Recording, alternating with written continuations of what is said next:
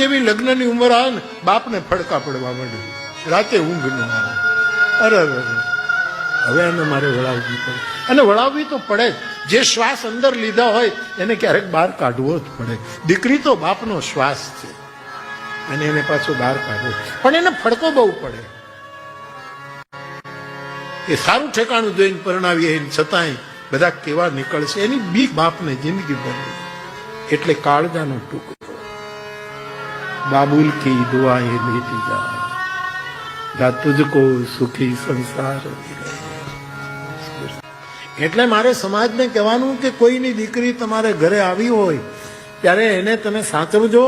કદાચ તમારા નસીબે હોય ને તમે કંઈક દુઃખ દેતા હો તો ઠીક, પણ એ દીકરીના બાપના વિરુદ્ધ કોઈ મેણા નહીં મારતા, કારણ કે એ બધું જ સહન કરી શકશે, પણ પોતાના બાપ માટે કોઈ વાંકું બોલે એ દીકરીથી સહન